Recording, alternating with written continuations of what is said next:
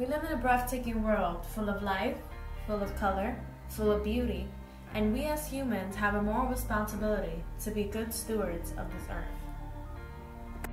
Something everyone should ask themselves is, what would our world look like if everyone threw one piece of trash in the ground? It'll look a little something like this.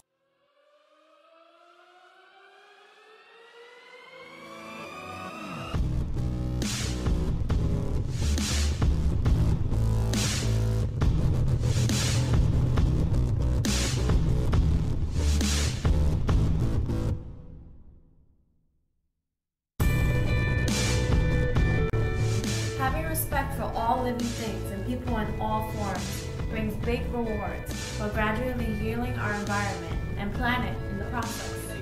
This is regardless of one's race or ethnicity, their gender, family income, or position in their country's economic class system.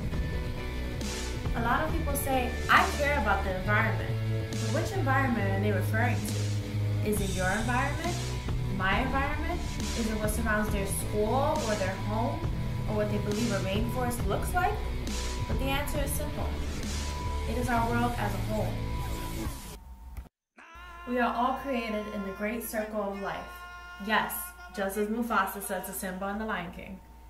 Every parental figure, educator, or anyone who has had access to quality environmental education should be conveying these ideas of environmental sustainability to their peers, families, daughters, and sons, just as Mufasa did.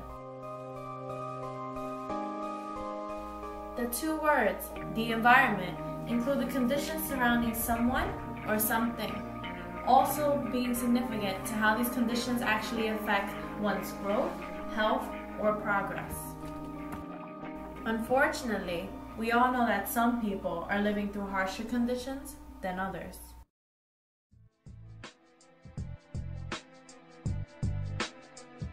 So let's now bring attention to a specific type of environment which have these harsher living conditions, which affect the growth, health, and progress of a really large amount of people in New York City today.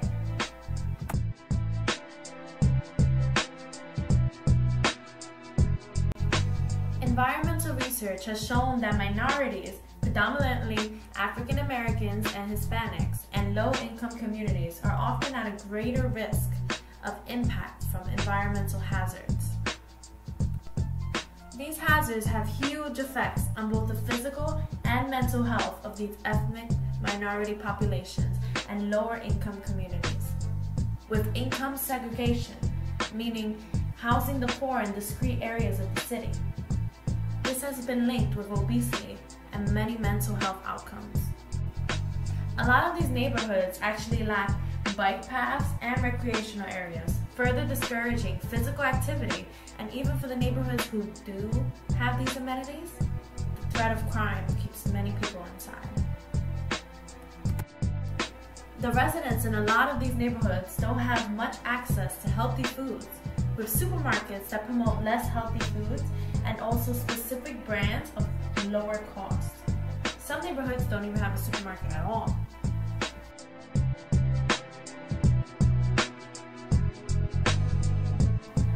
These lower income communities are now being noticed for their skyrocketing rates of adverse health outcomes, with high rates of asthma, diabetes, and obesity. Asthma in children is a serious problem in New York City. So, what's in the air that they're breathing that's making them so sick? For those who don't know what asthma feels like, Aldora's describes it as if someone were holding her mouth and nose closed at the same time. Alex and Aldoris both attend PS 152 in the Bronx, which has one of the highest asthma rates in the country. Environmental studies show up to a third of the children in this section of Hunts Point have asthma. Doctors put air monitors in the backpacks of 5th graders at MS 302, PS 152, and PS 154, all in the Bronx. The kids carried these backpacks everywhere they went for a month.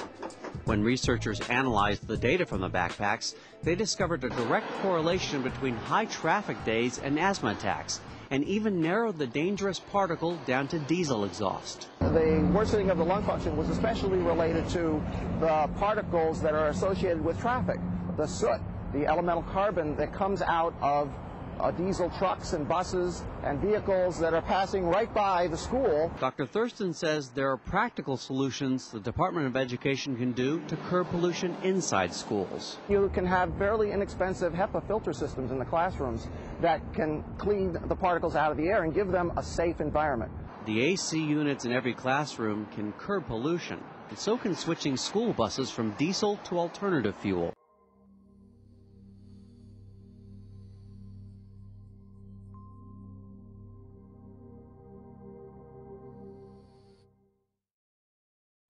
You come to think about how many young Latinos and African Americans have childhood asthma, or you go into an inner city neighborhood and you see the playground and 2 inches away a stacked pile of garbage.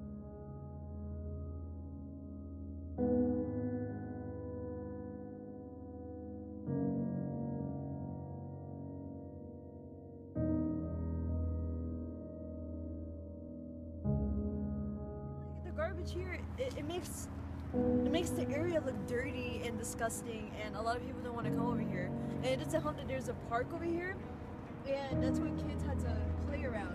They had to play around all this litter, and it's an issue in some areas, mostly in Bronx, but it happens all the time. Unless people actually give a damn about making sure things are clean, it's not going to change one bit.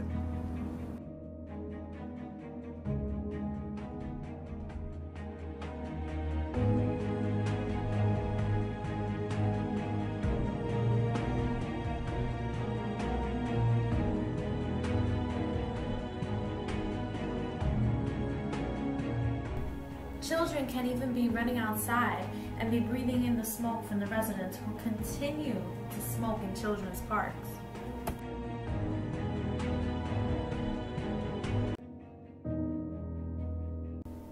These communities are suffering, and environmental justice is not just about caring for trees or plants, but for the air we breathe and the water we drink.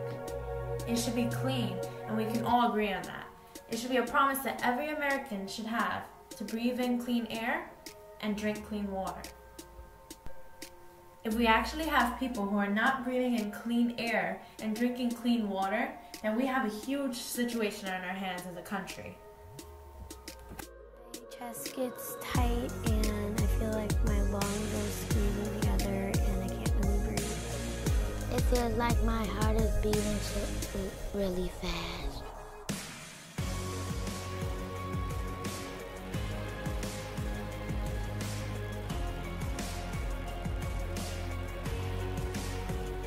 65% of the time of people in lower income communities are spent indoors.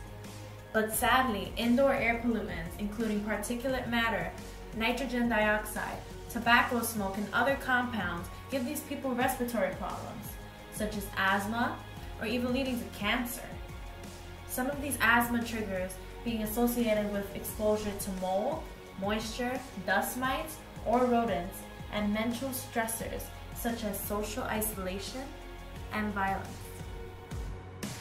Most of these lower income housing facilities are poorly maintained, with locations closer to industrial zones worsening indoor air quality. Imagine you get into an elevator in which the walls are cleaned with the same mop used to clean the urine in the floor of the staircase. Pretty disgusting, right? And this is exactly why New York City needs to start making efforts to improve the environment and housing conditions for these residents across the city. Some of these efforts including switching from gas to electric stoves, prohibiting indoor smoking and smoking on the playground, the installation of air filters, heavy-duty cleaning of the development and the outside recreational areas as well. There should be pest management, installation of upgrades and modifications, as well as family education on the triggers associated with asthma. There also should be large bins to put garbage outside. In a lot of these developments, there are no bins outside, or very tiny ones, so people are forced to stack them all on top of each other. Recycling also has to be promoted more, due to the fact that a lot of people use the incinerator if the development provides one. Burning household trash through incinerators make the most toxic substances that we have ever been able to make chemically. Some examples being PCDDs, PCDFs, PBDDs, PBDFs, and a lot of other ones, which are called dioxins for short. There are literally thousands of these substances. Other features that can be included are recycled flooring as well as energy-saving designs. Instead of using the roof of a 20-floor apartment building as a popular smoking area, people should really start to truly make it useful. The Housing Authority in the city of Milwaukee opened the first green affordable housing facility, featuring the nation's largest modular green roof in 2004. This is something New York City should invest in for the roofs of affordable housing complexes. A regular roof becoming a garden will promote lower energy consumption, longer root life, storm water reduction, and the improvement of air quality, which is the most important thing for these people.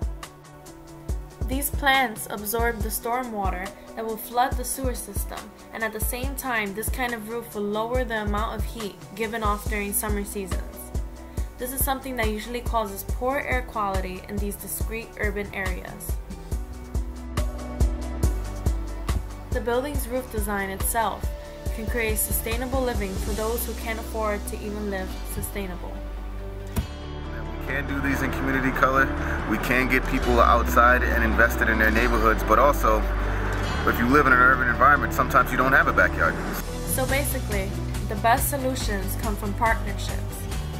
We have to approach these problems and challenges as a city, collaborating as a team to improve this quality of life, not only for more wealthy parts of the city, but also for not so wealthy parts. Why shouldn't people of lower income status have access to clean air and sustainable healthy living? It should be a promise that every American should have, to breathe in clean air and to live a healthy and sustainable life.